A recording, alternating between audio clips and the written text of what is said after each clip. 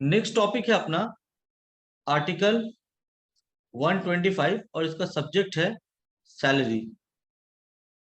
तो सैलरी दो लोगों का ही सिर्फ याद करना है। अगर चीफ जस्टिस ऑफ इंडिया की सैलरी मांग रहा है तो यह है ₹2,80,000 पर मंथ। और अगर अदर जजेस का मांग रहा है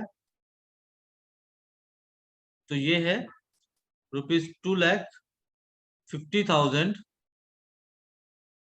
पर मंथ। ये सैलरी एज वेल एज बाद में जो भी इनका पेंशन आएगा ये सारा कटेगा कंसोलिडेटेड फंड ऑफ इंडिया।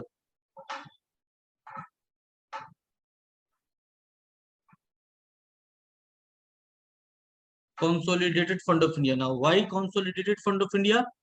क्योंकि हम लोगों ने अभी थोड़ा देर पहले एक बात कही थी, इंडिपेंडेंसी ऑफ जुडिशरी के चक्कर में एनजेएससी को एप्लीकेबल होने नहीं दिया गया।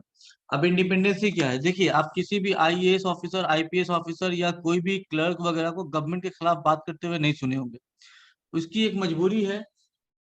मजबूरी एक ये है कि सर्विस रेगुलेशन में कुछ नियम होते हैं, और दूसरा जनरली अपने बेनिफिट के चक्कर में या अपने ट्रांसफर या सस्पेंशन इन सबको बचाने के चक्कर में आईएएस ऑफिसर्स, आईपीएस ऑफिसर्स या गवर्नमेंट ऑफिसर्स जो है वो जनरली कॉम्प्रोमाइज कर लेते हैं मिनिस्टर्स के साथ या एमपीज के साथ, बिकॉज दे आर पावरफुल, उनके पास गवर्नमेंट है या गवर्नमेंट में काफी अप्रोच है।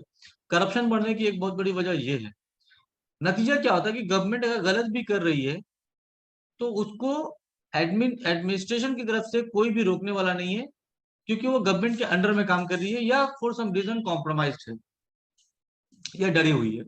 अगर हम कोर्ट को फंडामेंटल राइट्स का प्रोटेक्टर बना रहे हैं, कॉन्स्टिट्यूशन का गार्डियन बना रहे हैं, तो उस केस में हमको कोर्ट को कम से कम इतना फ्रीडम देना पड़ेगा कि वो सरकार से डरे नहीं या सरकार किसी तरह से इन्फ्लुएंस ना कर सके कोर्ट को।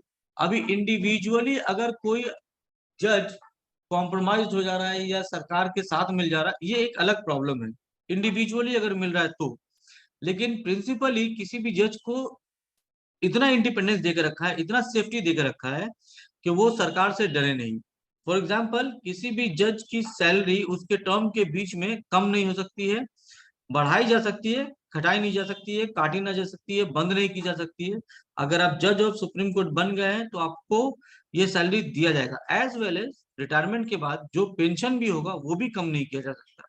मान लीजिए आपको लगता है कि चीफ जस्टिस ऑफ इंडिया की सैलरी 2,80,000 नहीं होके 2,50,000 होनी चाहिए थी, तो ये जो आप नियम लेके आइए इसका, और next chief justice of India पे ये नया सैलरी एप्लीकेबल होगा। क्योंकि जब ये chief justice of India current बैठा था तो इसकी सैलरी तय हुई थी 2,80,000 रुपया। क्यों ऐसा? क्योंकि सरकार आपको पे नहीं कर रही है, पे हो रहा है कंसोलिडेटेड फंड ऑफ इंडिया से, पे हो रहा है।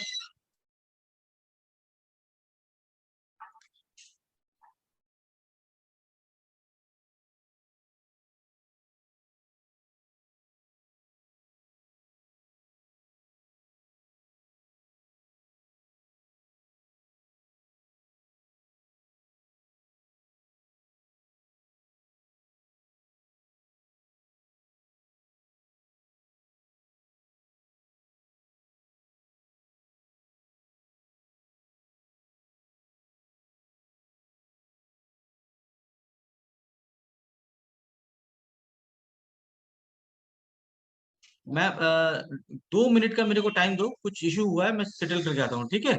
Just 2 minute.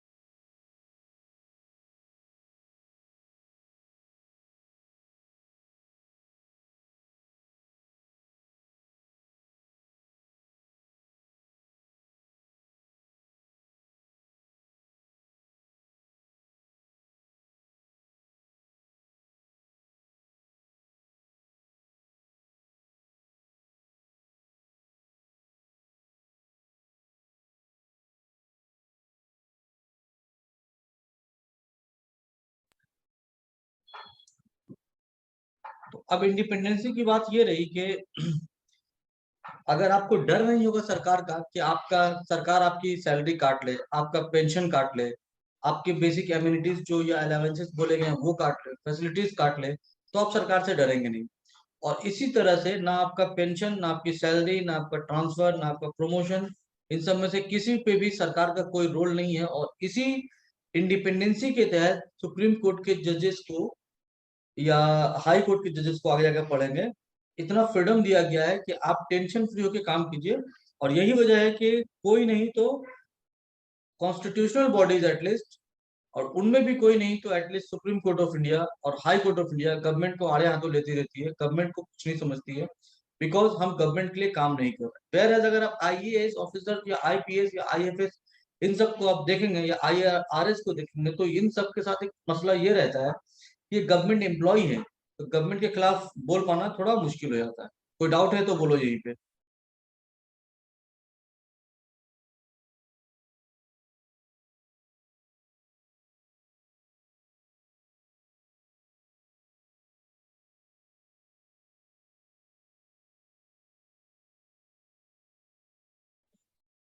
कोई डाउट नहीं है किसी का? No sir. Okay, now next topic है आर्टिकल 126 और इसका मतलब है एक्टिंग चीफ जस्टिस 126 में। ठीक है, इसके साथ और भी बहुत कुछ फैसिलिटीज है पेंशन वगैरह का, वो सारा आर्टिकल 125 में ही है। आर्टिकल 126 की तरफ अब बढ़ते हैं। 126 में बोला गया है appointment of acting chief justice. इसका आर्टिकल थोड़ा इंपॉर्टेंट है, अदरवाइज कुछ खास नहीं है। आर्टिकल 126, ठीक है ना। इस आर्टिकल में बोला गया है कि देखिए, अगर चीफ जस्टिस ऑफ इंडिया मान लीजिए मर गया या रिजाइन कर दिया, रिटायर हो गया, तो सडनली अगर हो जाता है तो एक क्राइसिस शुरू हो जाएगा, या बीमार पड़ गया तो भी ऑफिस में नहीं है। इस क्राइसिस को डील करने के लिए जो सीनियर मोस्ट चीफ जस्टिस होता है, सीनियर मोस्ट जज ऑफ सुप्रीम कोर्ट होता है, जनरली उसको chief president of India acting chief justice बना देता है। एक्टिंग चीफ जस्टिस का मतलब कि वो अपने ऑफिस में तो काम करेगा ही करेगा, वो as a chief justice of India भी एक्ट करेगा, बोथ ड्यूटीज निभाएगा। क्योंकि चीफ जस्टिस ऑफ इंडिया ये बना नहीं है, इसके फुल फ्लेश पावर, सैलरी ये सब नहीं मिलेगा, सिर्फ ऑफिशियल वर्क ये करता रहेगा in the name of, in place of chief justice of India. अगर चीफ जस्टिस ऑफ इंडिया आ गया तो ये वापस उस ड्यूटी से रिलीव हो जाएगा। क्लियर है? उसके बाद आर्टिकल 127 में एक और बात कही गई है। अच्छा, एक चीज और, किसको अपॉइंट कौन करेगा, तो ये अपॉइंटमेंट होगा बाय द प्रेसिडेंट। अपॉइंटमेंट कौन करेगा? प्रेसिडेंट ऑफ इंडिया करेगा ना। एक चीज ध्यान रखना कि ये सुप्रीम कोर्ट का जज ही होता है, कोई और होगा नहीं। जनरली सीनियर मोस्ट जज ही होता है, क्योंकि सुप्रीम कोर्ट में सीनियरिटी बेसिस पे काम चलती है, काम चलता है। दूसरा एक टर्म मिलेगा आपको, एडहॉक जजेस। ना एडहॉक जजेस क्या होता है? एक टेम्पोररी जज होता है। मान लीजिए कभी ऐसा होता है कि सुप्रीम कोर्ट में केसेस बहुत ज्यादा चले गए हैं, या सुप्रीम कोर्ट में जजेस की जो नंबर ऑफ जजेस है वो कम हो गया है, तो उन केस में सुप्रीम कोर्ट का चीफ जस्टिस जो रहेगा वो प्रेसिडेंट के साथ डिस्कशन करके प्रेसिडेंट को इस बात पे कन्विंस कर लेगा कि जो निचले कोर्ट है, दैट इज हाई कोर्ट, यहाँ से कुछ लोगों को उठाया जाए और उठाकर एडहॉक जज बनाया जाए। ठीक है, एडहॉक मतलब एक टेम्पोररी जज बनाया जाएगा। इसका भी अपॉइंटमेंट प्रेसिडेंट करेगा, consultation with the chief justice of India. Ad hoc जजेस, ये जो एडहॉक जजेस आएंगे इसके लिए कुछ कंडीशन है। एडहॉक जजेस ये टेम्पोररी रहेंगे, ये रेगुलर जज नहीं है। आर्टिकल 127 ये टेम्पोररी जज है। एडहॉक का मतलब ये टेम्पोररी जज, ये जनरली हाई कोर्ट से आते हैं। चूंकि ये हाई कोर्ट के जज है, सुप्रीम कोर्ट के जज है नहीं, इसलिए इनका एज ऑफ रिटायरमेंट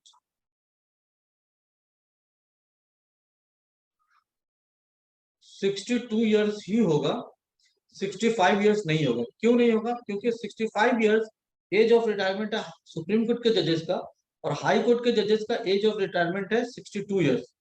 ठीक है, और चूंकि हम सिर्फ आपसे ड्यूटी करवा रहे हैं सुप्रीम कोर्ट में, आपको सुप्रीम कोर्ट के जज बनाए नहीं है, इसलिए आप 62 में रिटायर करेंगे। मान लीजिए कोई जज एडहॉक बेसिस पे काम करते करते सुप्रीम कोर्ट में एब्जॉर्ब हो गया, उसको परमानेंसी मिल गई और सुप्रीम कोर्ट का जज हो गया, तो उस केस में उसका एज ऑफ रिटायरमेंट 62 हो जाएगा। ये जो एडहॉक जज हो रहा है, इसके लिए कुछ एलिजिबिलिटी क्राइटेरिया है। क्राइटेरिया सिर्फ इतना है कि ये अगर एलिजिबल है, eligible to be a supreme court जज, अगर आप एक सुप्रीम कोर्ट जज बनने के लिए एलिजिबल हैं तो आप एडहॉक जज बन सकते हैं। कोई भी हाई कोर्ट का जज उठा के नहीं बना दिया जाएगा, उसको एलिजिबिलिटी क्राइटेरिया को फुलफिल करना पड़ेगा। इसका क्या डेजिग्नेशन होगा, क्या डेजिग्नेशन नहीं होगा, ये डिसाइड करेगा चीफ जस्टिस ऑफ इंडिया, लेकिन अपॉइंटमेंट करेगा प्रेसिडेंट ऑफ इंडिया। कोई दिक्कत इसमें? No sir. ओके ना, एक और चीज समझना, ये थोड़ा इंटरेस्टिंग है, इसको बोला गया है अटेंडेंस ऑफ रिटायर्ड जजेस। देखो सुप्रीम कोर्ट में कुछ पुराने जजेस जो रिटायर्ड जजेस हैं उनको बोला जाएगा कि सर आप यहाँ पे जज का रोल प्ले कीजिए। अब रिटायर हो गया तो 65 इयर्स तो कंप्लीट कर चुका है, कुछ भी मैटर रहा होगा, हो सकता है जजेस नहीं है, हो सकता है केसेस ज्यादा है, हो सकता है कि एडहॉक जजेस से भी काम नहीं बन रहा है, क्योंकि हाई कोर्ट्स में भी बहुत सारे वैकेंसीज अवेलेबल है। तो उन केसेस में सुप्रीम कोर्ट का chief justice of India appoint करेगा। ये फर्क है, इसलिए ये थोड़ा नोटेबल हो गया, appointment by chief justice of India on recommendation of the president।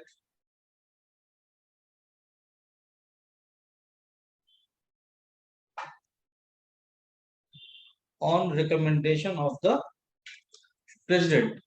अब ये जब अपॉइंटमेंट हो रहा तो देखो, फुल फ्लेश तो जज है नहीं है, परमानेंट जज है नहीं, इनको पेंशन मिल रहा है, सब कुछ सेफ्टी है, तो इस जगह पर आप इसको ऐसा समझ सकते हैं, एक तरह का ये कॉन्ट्रेक्चुअल जॉब है। प्रेसिडेंट डिसाइड करेगा इनकी सैलरी, प्रेसिडेंट डिसाइड करेगा इनका अलाउंसेस,